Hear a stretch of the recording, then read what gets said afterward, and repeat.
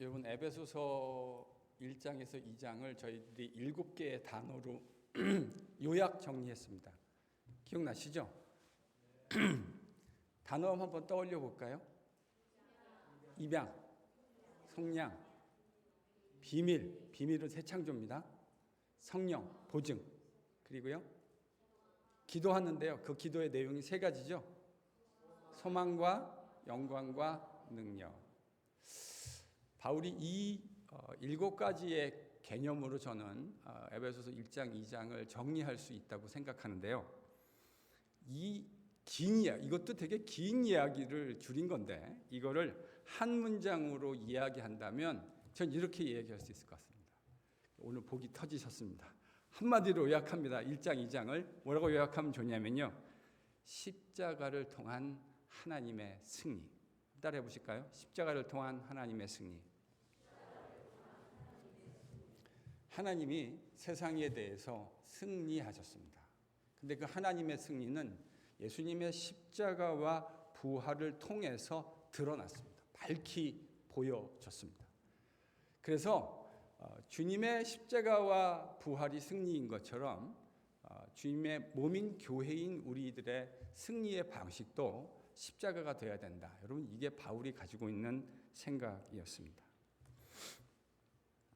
그래서 하나님이 거두신 이 기념비적인 승리, 세상 어느 누구도 죽음을 해결할 수 없는 것이 인간의 어쩔 수 없는 숙명이었는데 하나님이 십자가를 통해서 아무도 해결할 수 없었던 이 죽음이라고 하는 것에 대해서 승리하셨습니다. 아멘. 그 승리의 복음을 교회에 주신 것이죠.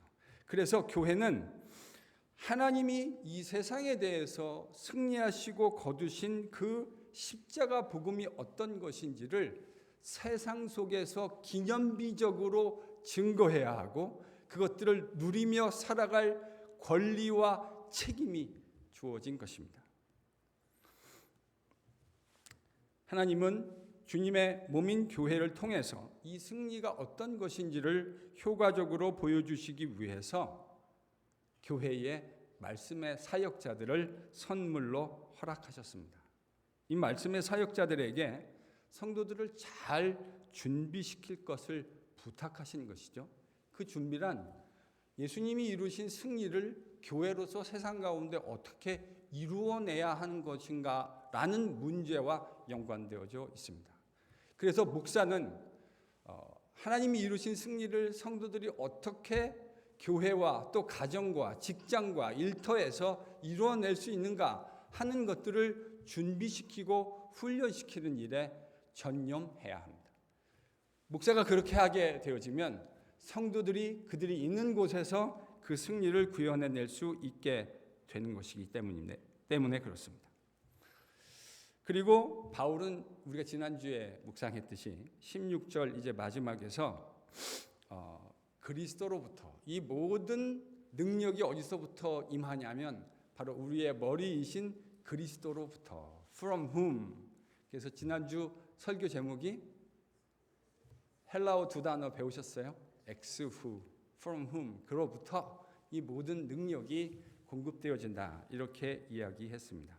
자, 오늘 본문에서 바울은 이 같은 이야기를 이제 계속해서 진행해 가고 있습니다. 즉 주님의 승리를 이 땅 가운데 구현해내기 위해서 어떻게 행해야 하는가 하는 이야기를 네거티브한 모델 하나, 포지티브한 모델 하나, 이 두 가지로 바울이 오늘 본문에서 이야기하고 있습니다. 처음 네거티브 모델은 17절에 등장합니다. 같이 17절을 읽겠습니다. 같이 읽죠. 시작.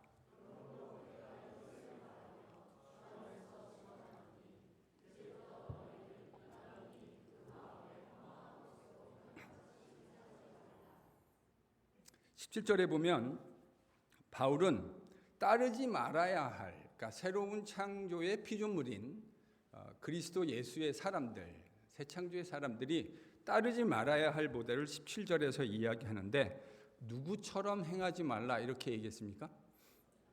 이방인들처럼 행하지 말아라.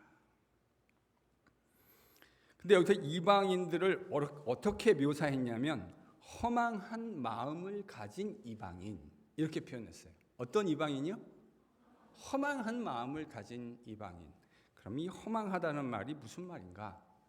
여러분, 이 허망하다라고 하는 바울이 사용한 단어는 텅 비어 있다라고 하는 문자적인 의미를 가지고 있습니다.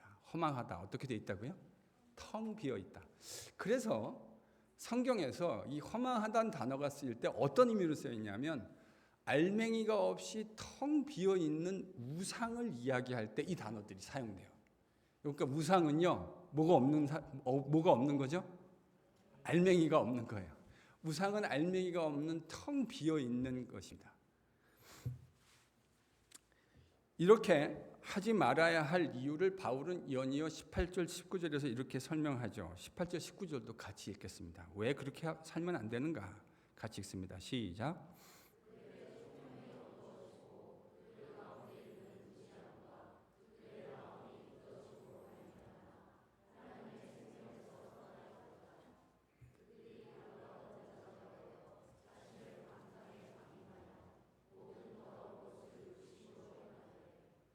네, 여러분 18절에 보면 허망한 그 이방인들의 모습이 어떤 건지 이렇게 설명하죠. 그들은 무지합니다.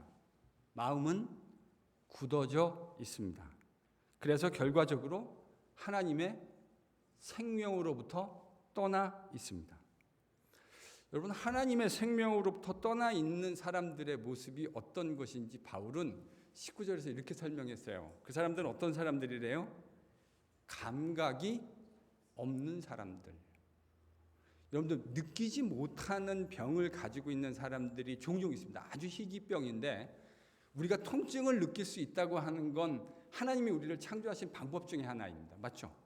그래서 통증이 있기 때문에 아픈 것을 느끼게 되고 그래서 그 아픈 것들을 치료할 수 있는 기회들이 제공되기도 하고요. 그 아픔으로부터 떠나려고 하는 그런 작용들이 우리 안에서 일어나게 되는 거죠. 근데 만약에 그 아픔을 느끼는 센스가 없어진다면 어떻게 될까요? 필경 죽게 될 겁니다. 지금 바울은 그렇게 허망한 사람들, 텅 비어있는 이방인들의 상태를 감각 없는 사람들이다 이렇게 이야기하고 있습니다. 여러분, 감각 없는 사람, 이 단어가요 신약 성경에서 딱 한 번 쓰여졌어요. 그럼 이게 무슨 말일까요? 해석하기가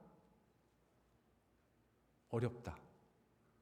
한 번 쓰여졌으니까 비교할 대상이 없잖아요. 그러니까 찾기가 어려워요, 이 의미를. 그런데 신약 성경 말고 고전 헬라어에서는 이 단어가 상당히 빈번하게 사용됐어요. 감각이 무뎌지고 상실되어서 더 이상 아픔을 느끼지 못하는 사람들을 묘사할 때 이 단어가 사용됐습니다.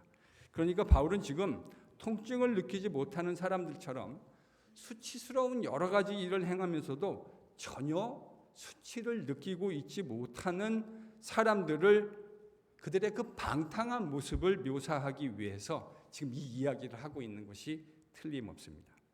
여러분, 이렇게 감각이 마비된 사람들은 어떻게 행하게 되죠? 온갖 더러운 일들을 자신의 욕심을 위해 행하면서도 그것이 얼마나 수치스러운 것인가를 알지 못합니다. 제가 군대에 있으면서 많이 봤어요. 정말 수치스러운 일을 하고 있는데도 불구하고 이것이 얼마나 수치스러운 일인지 알지 못하는 사람들이 정말 적지 않아요.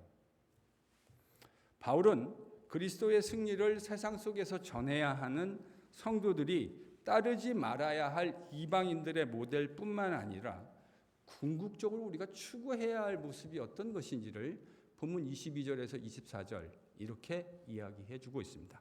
여러분 22절 24절까지 함께 읽겠습니다. 같이 읽죠. 시작.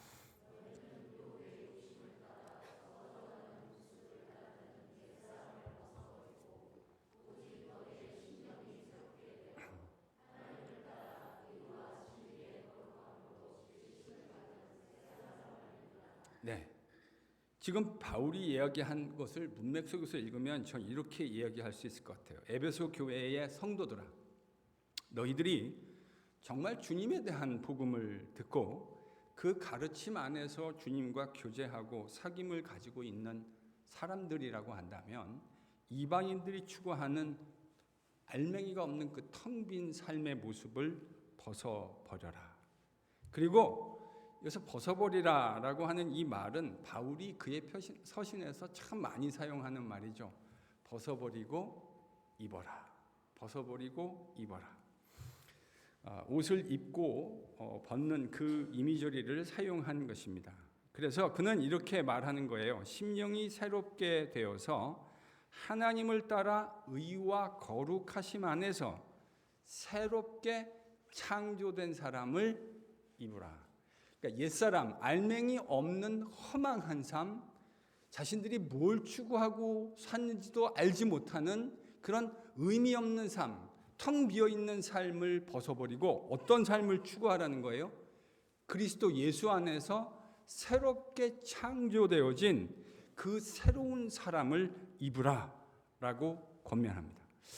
옛사람이라고 하는 표현이 그리스도 안에서 새롭게 창조된 새로운 피조물과 반대되는 개념이라고 하는 것이 너무 분명합니다.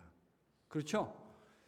그리스도 안에서 새롭게 창조된 사람은 옛사람의 삶의 모습과 다른 모습이에요. 그러니까 에베소 교회 성도들은 새롭게 창조되어진 피조물의 모습을 입고 살아야 하는데, 그것은 16절에서 누구로부터 공급되어지는 힘을 받고 사는 사람들입니까? 머리이신 그리스도로부터. 이건 주일날 한 번 나와서 그 힘을 공급받고 사는 것이 아니에요.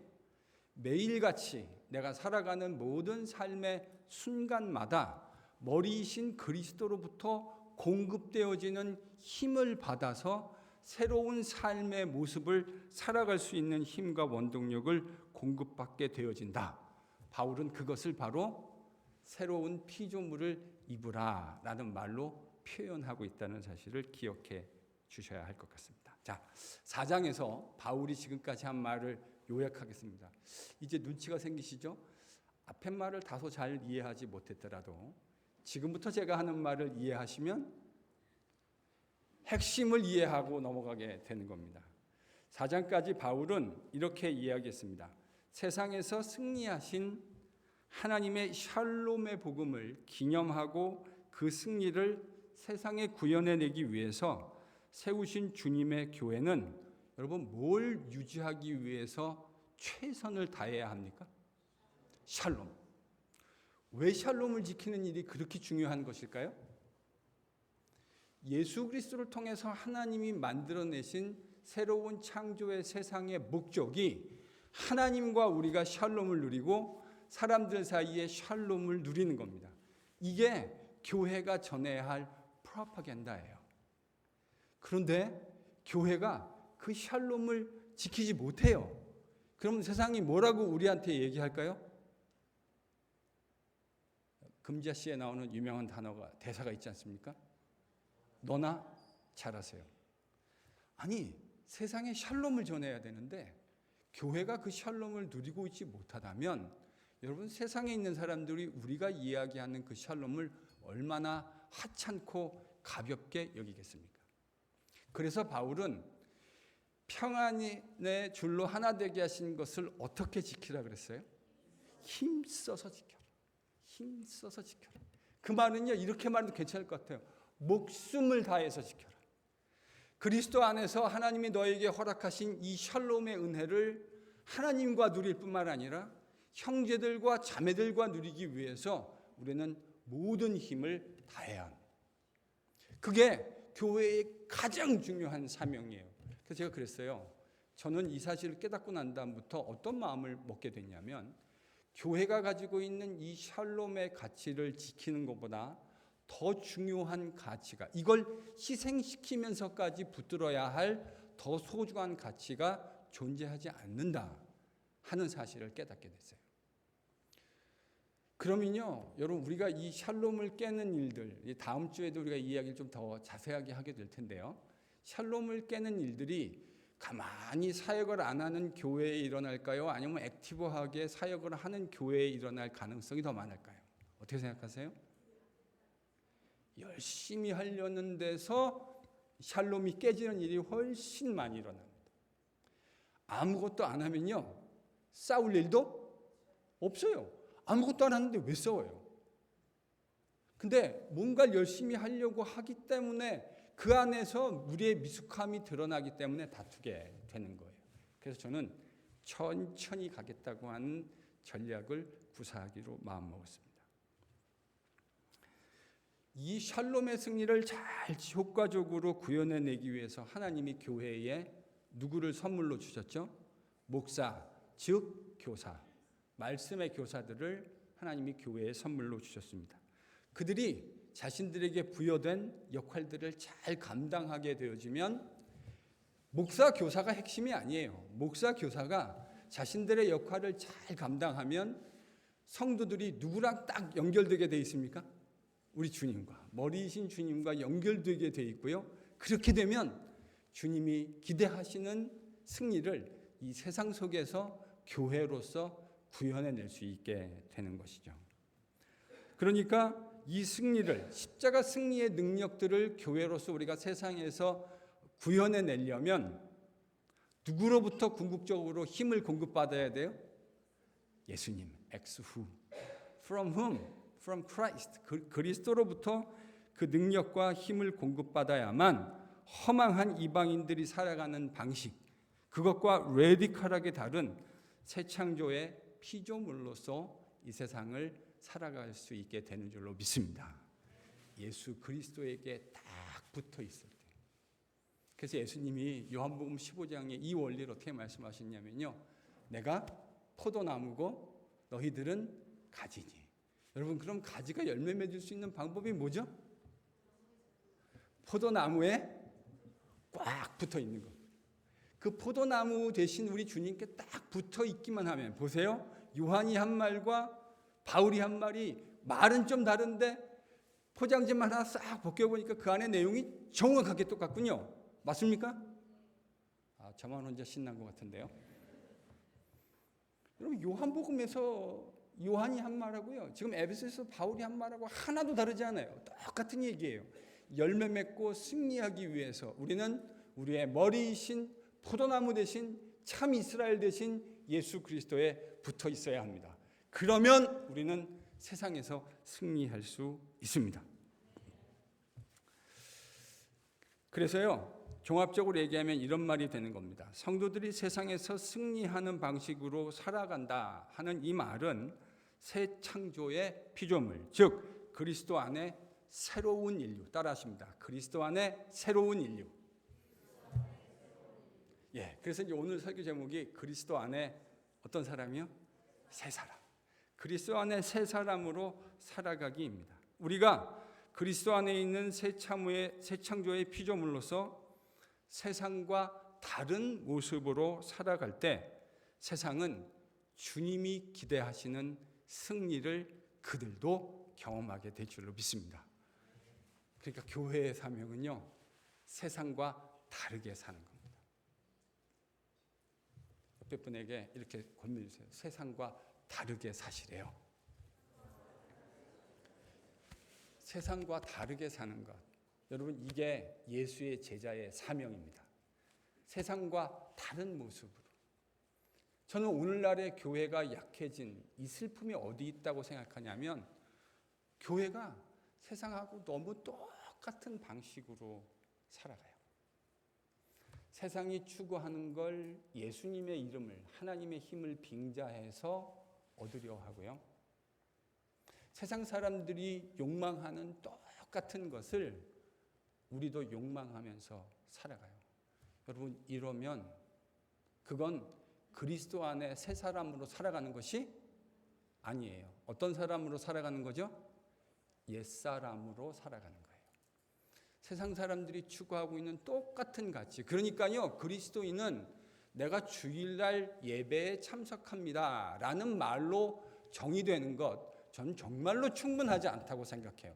그거 귀한 일입니다. 주일날 다 까먹고 산과 들로 돌아다니는 거고 놀러 다니는 것보다 예배 오는 게 훨씬 더 귀하고 아름다워요. 그런데요, 우리의 그리스도인으로의 정체성은 내가 주일날 교회 갑니다 라는 말로만 정의돼서는 곤란하다고 생각해요. 여러분, 어떻게 정의돼야 되죠? 세상과 다른 가치관을 가지고 살아가는 겁니다. 그들이 추구한 것과 다른 것들을 추구하며 살아가는 거예요. 그럴 때 교회는 하나님께서 교회에 요구하시는 승리를 세상 가운데 보여줄 수 있게 되는 것이죠. 그러니까요, 다름이 능력입니다. 세상과 다름이 우리에게 능력이 되는 거예요. 세상이 보여주는 것과 똑같은 가치관을 추구하면 절대로 교회는 세상을 이길 수 없습니다. 세상에서 기업체의 오너가 자신의 기업체를 그 아들에게 그리고 또 그 손자에게, 그래서 이제 우리나라도 재벌이 벌써 3세 정도까지 내려가고 있는 거 아닙니까? 근데 교회가 똑같은 일을 하고 있잖아요. 세상에서 하는 방식하고 똑같지 않습니까? 여러분, 이렇게 하면요, 교회는 절대로 세상에서 승리할 수 없습니다. 주님이 기대하시는 건 뭐를 입는 거라고요? 그리스도 안에 있는 새 사람, 옛사람을 벗어버리고 새 사람을 입는 것이 교회의 승리의 비결인데, 옛사람의 사고방식으로 똑같이 사고하며 살아가면서 승리를 얻겠다고 하는 생각은 꿈도 꾸지 마셔야 합니다. 세상과는 다른 하나님의 백성다움, 예수 그리스도의 제자다움, 바로 이것이 세상 속에서 교회가 승리하는 방식이라는 사실이 저와 여러분의 신비에 새겨질 수 있기를 축원합니다. 우리는요, 세상과 다르게 살도록 부르심을 입은 거예요. 이게 바울이 이야기한 부르심의 소망입니다. 그리스도 예수의 사람으로, 예수의 제자로 세상과 다른 세계관을 가지고 이 땅을 살아가게 되어질 때, 그제서야 우리는 비로소 하나님이 교회로 이루시기를 원하는 승리가 어떤 것인지 세상에 보여주는 모습으로 살아가게 될 줄로 믿습니다. 옆에 분에게 권면해 주세요. 세상과 다르게 삽시다. 주님의 제자로 삽시다. 저와 여러분의, 우리 KPC에 속한 모든 성도들의 삶 속에 세상과 다르게 사는 복음의 은혜들이 나타날 수 있기를 축원합니다. 예수 그리스도의 제자로, 우리를 사랑하신 그 십자가 은혜가 무엇인지를 깨닫는 자로, ex who from Christ, 그로부터 공급되어지는 힘을 날마다 공급받으며 그 진액을 날마다 경험하며 살아가게 되어질 때 우리는 세상과 다르게 사는 축복을 누리게 될 줄로 믿습니다. 저에게요, 선생님 그러면 가장 먼저 떠오르는 분이 한 분 있습니다. 여러분도 그러시죠? 선생님 그러면 머릿속에 떠오르는 분이 한 분 있는데, 저는 제가 고등학교 때 세계사 또 역사를 가르쳐 주셨던 선생님 한 분이 제일 먼저 떠오릅니다. 그분은 교회의 장로님이셨어요. 이 선생님은 우리 전교 학생들에게, 제가 생각하기에 한 번도 물어본 일은 없지만 저는 그럴 것이라고 생각합니다. 만약에 우리 학교 그 당시 고등학생들에게 다 설문을 돌려서 가장 존경하는 선생님이 누구냐 그런다면 저는 압도적으로 이 선생님이 1등을 하셨을 것이라고 생각합니다. 그게 우리의 정서였어요. 그 당시가 어떤 사회입니까? 대학에, 좋은 대학의 학생들을 얼마나 보냈느냐를 가지고 모든 학교와 선생님들이 평가받던 시절이었어요. 그 S대에 사람을 몇 명 보냈냐, 이거 가지고 그 학교가 좋은 학교냐를 평가하던 시절이었습니다. 그런데 이 선생님은 공부도 열심히 시키셨을 뿐만 아니라 모든 학생들을, 자신이 담당한 모든 학생들을 너무나도 인격적으로 대해 주셨습니다. 고등학교 학창 시절을 떠올리면 진짜 이상한 선생님들이 많지 않으셨어요? 돌이켜보면요, 왜 그렇게 이상한 선생님들이 많았는지 몰라요. 그 남자 학교에는요, 독사라는 별명을 가진 선생님들이 꼭 한 분 계셨어요. 그게 뭐를 의미할까요? 괴팍하고 이상하고, 정상이 아니에요. 선생님 그랬을 때 떠올리는 그런 일반적인 이미지가 아니라 이상한 사람들이 꼭 있었다고요. 그런데 그 속에서 이 선생님은 정말로 군계 일학 같은 그런 선생님이셨어요. 그래서 저뿐만 아니라 참 많은 학생들이 그 선생님을 참 존경했었습니다. 근데 어느 날 학교에 갔더니요, 학교가 발칵 뒤집혀져 있었어요. 그래서 왜 이렇게 술렁술렁거리나 하고 이야기를 들어봤더니 저희 학교가 원래 기독교 이념으로 세워진 학교였거든요. 그런데 운동부가 있었어요. 태권도부도 있었고 검도부도 있었는데 봄이 되면 전국 대회를 출전하니까 이제 그 운동부에서 고사를 지낸 모양이에요. 돼지 머리를 갖다 놓고 고사를 지낸 거죠. 기독교 이념으로 세워진 학교에서. 선생님이 이걸 보시고는 그 고사상을 뒤집어 엎으신 겁니다. 아마도 예수님이 그 성전에서 매매하는 자들을 떠올리시면서 하시지 않으셨을까? 뭔지 그런 생각을 저는 했습니다. 근데 이 선생님이 이 고사상을 뒤집어 엎었다고 하는 걸 가지고 이제 학교가 발칵 뒤집힌 겁니다. 친구들이 이 선생님의 행동에 대해서 여러 이야기하는데 의견이 딱 절반으로 갈렸어요. 그럴 수 있다. 무슨 소리냐? 말도 안 된다. 저는 선생님의 행위가 바람직하고 지혜로운 것이라고 생각하지는 않았습니다. 그 당시에도. 근데요, 제가 말하려는 포인트는 이거예요. 저는 기독교인이었는데도 그 선생님의 행위가 그지 지혜로워 보이고 그것이 매우 적절한 행동이다라는 것에 대해서 썩 기쁘게 찬성할 수 없는 사람이었는데 그 선생님이 하신 그 행위를 바라보면서 비기독교인, 그러니까 예수를 믿지 않았던 그 당시 그 상황을 선생님이 돼지머리상을 뒤집어 엎는 걸 눈으로 본 운동부 학생들이 뭐라고 이야기했냐면 그들이 이렇게 얘기하더라고요. 선생님이 그렇게 하셨다고 한다면 그렇게 하실 수밖에 없는 분명한 이유가 있었을 것이다. 제가 지금 그 행동이 옳은 것이냐 지혜로운 것이냐라는 가치 판단을 하자는 것이 아니에요. 그게 제 포인트가 아니에요. 여러분 지금 예수를 믿는 사람들이 아니라 믿지 않는 친구들인데 그 친구들이 그 선생님을 뭐라고 이야기하고 있냐면 그 선생님이 그렇게 하셨다면 그렇게 하실 수밖에 없는 분명한 어떤 이유가 있었을 것이다. 여러분 이 말 속에서 그 선생님을 향한 예수를 믿지 않는 친구들의 신뢰가 느껴지세요? 이게 지금 예수 믿는 친구들이 선생님의 행위를 변호하거나 옹호해 주려고 하는 이야기가 아니었어요. 믿지 않는 친구들인데 선생님이 그렇게 하셨다면 그렇게 하실 수밖에 없는 분명한 이유가 있었을 것이다. 저는 그 운동부 친구들의 반응이 정말로 놀라웠습니다. 어떻게 이런 반응을 만들어낼 수 있었을까? 그분이 어떤 삶을 사신 거죠? 그리스도 안에 새 사람의 삶을 평상시에 살아가셨어요. 그 크레딧 아니겠습니까? 그 크레딧을 예수 믿는 친구들뿐만 아니라 예수를 믿지 않는 학교에 있었던 친구들마저도 공감하고 동의할 수밖에 없었던 것이죠.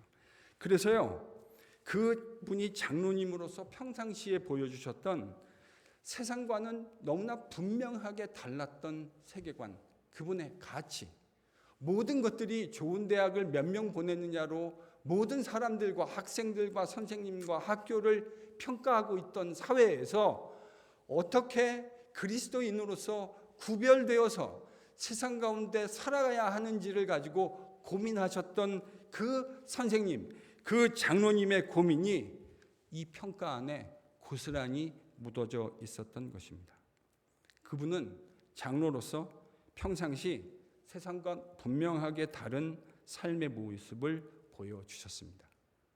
소문을 들으니까요, 그 선생님을 통해서 예수님을 믿게 된 친구들이 제법 많았다 하는 이야기를 듣게 되었습니다. 사랑하는 성도 여러분, 세상이 보여주는 가치관과 구별되어 살아가십시다. 그게 세상 속에서 하나님이 우리에게 기대하시는 삶의 모습입니다. 세상 사람들은 성공 추구하고 명예 추구하고 부를 추구하고 그것을 수단과 방법을 가리지 않고 어떻게 해서라도 많이 더 높이 더 풍성하게 누리기를 원하는데 그것과 다른 기독교인으로서의 가치관, 예수 그리스도의 제자의 가치관, 선명하게 다른 가치관을 가지고 살아가게 되어질 때 하나님은 우리를 통해서도 새로운 창조의 세상에 대한 하나님의 승리가 어떤 것인지를 저희로 하여금 만끽하며 경험하게 하실 줄로 믿습니다.